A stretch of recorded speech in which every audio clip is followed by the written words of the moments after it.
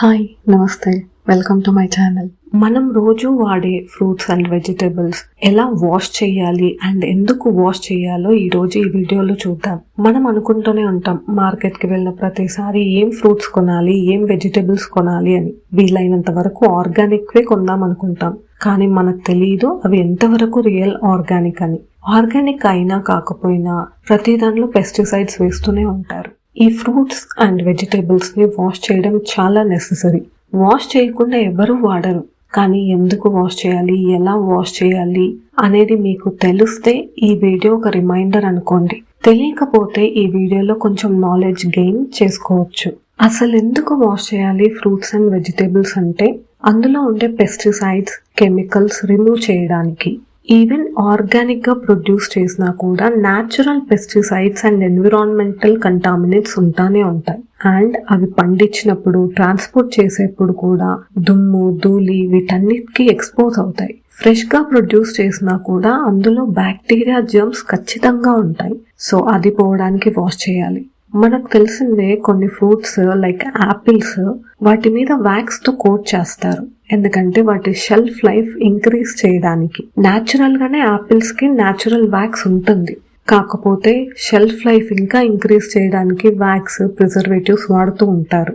And especially మనకు leafy vegetables like పాలకూర, కొత్తిమీర అండ్ క్యాలీఫ్లవర్, వీటిల్లో ఇన్సెక్ట్స్ అనేవి ఎగ్స్ పెడతా ఉంటాయి. సో వాటిని క్లీన్ చేయడానికి వాష్ చేయాలి. ఇప్పుడు మనం చూద్దాం ఎలా వాష్ చేయాలి అని. ఫ్రూట్స్, వెజిటేబుల్స్ అన్ని సేమ్ కాదు, సో వాటిని వాష్ చేసే మెథడ్ కూడా సేమ్ కాదు. సపోజ్ లైక్ టమాటోస్, దొండకాయలు, వంకాయలు ఇలాంటి వాటికైతే నార్మల్ గా హ్యాండ్ తో రబ్ చేసి వాష్ చేసుకోవచ్చు. సొరకాయలు అలాంటివి కూడా.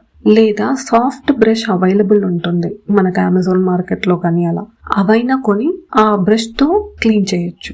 ఇంకా మనకు ఆకుకూరలు, పాలకూర, కొత్తిమీర, లెట్యూస్ ఇలాంటి వాటికైతే ఒక బౌల్ ఆఫ్ వాటర్ తీసుకొని అందులో 1 టేబుల్ స్పూన్ సాల్ట్ కానీ లేదా బేకింగ్ సోడా ఏదైనా వాడొచ్చు వేసి 5 to 10 minutes వాటిని నానబెట్టాలి.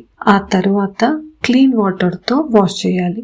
ఇంకా మనకు wax coated fruits like grapes కానీ, యాపిల్స్ కానీ ఇవైతే ఒక బౌల్ ఆఫ్ వాటర్ లో 1 tablespoon of baking soda and lemon juice 2 వేసి ఒక 5 నుంచి 10 నిమిషాల వరకు నాననివ్వాలి. ఆ తర్వాత జెంటిల్ గా హ్యాండ్ తో కానీ బ్రష్ తో కానీ రిన్స్ చేయొచ్చు. అండ్ మనకు చాలా డెలికేట్ ఫ్రూట్స్ ఉంటాయి లైక్ స్ట్రాబెర్రీస్, బ్లూబెర్రీస్, వీటిని మాత్రం జెంటిల్ వాష్ చేయాలి, నానబెట్టొద్దు. ఇవి ఎందుకంటే వాటర్ ని ఈజీగా అబ్జర్వ్ చేసుకునే ఫ్రూట్స్ ఇవి. సో జెంటిల్ వాష్ ఇచ్చి ఒక టవల్ మీద ఆరబెట్టేసుకోవాలి.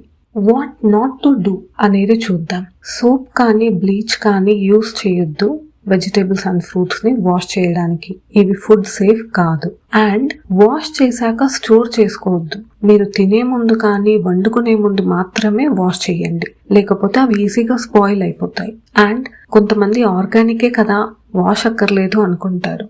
నో, ఈవెన్ ఆర్గానిక్ ఐటమ్స్ కూడా మనం వాష్ చేసుకోవాలి. వీటితో పాటు కొన్ని టిప్స్. కొంతమంది సింక్ లో వేసి ఫ్రూట్స్ అండ్ వెజిటబుల్స్ క్లీన్ చేస్తుంటారు. అలాంటి వాళ్ళు ముందు సింక్ ని క్లీన్ చేయండి, మీ హ్యాండ్స్ ని క్లీన్ చేసుకోండి, తర్వాతే వెజిటబుల్స్ ని క్లీన్ చేయండి. అండ్ ఒకవేళ వాష్ చేసిన గ్రీన్ వెజిటబుల్స్ ఏమన్నా ఉంటే అవి ఒక ఎయిర్ టైట్ కంటైనర్ లో కానీ పేపర్ టవల్ లో కానీ చుట్టి పెట్టండి. సో వాటర్ ని, మాయిశ్చర్ ని అబ్జర్వ్ చేసుకుంటుంది. అండ్ వెనిగర్ తో కూడా మనం ఫ్రూట్స్ అండ్ వెజిటబుల్స్ వాష్ చేయొచ్చు. 1 వంతు వెనిగర్ తీసుకుంటే 3 వంతుల నీళ్లు తీసుకోవాలి. ఇది జర్మ్స్ క్లీనింగ్ కి బాగా హెల్ప్ అవుతుంది. కానీ ఇలా వాష్ చేశాక 2 to 3 times నార్మల్ వాటర్ తో వాష్ చేయాలి, లేకపోతే వెనిగర్ ఫ్లేవర్ అలాగే ఉంటుంది. హెల్త్ ఈజ్ వెల్త్ అన్నది మనకు తెలిసిందే.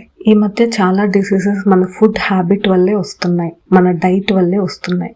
మేజర్ గా క్యాన్సర్స్ రావడానికి కారణం ఈ ఫుడ్ లో వాడే పెస్టిసైడ్స్ అండ్ కెమికల్స్ కూడా అని చెప్తున్నారు.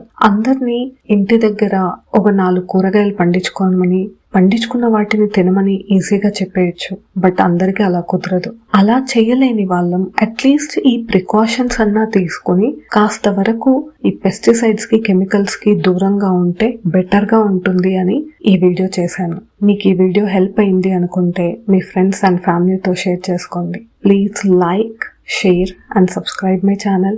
Thanks for watching and I'll meet you in the next video.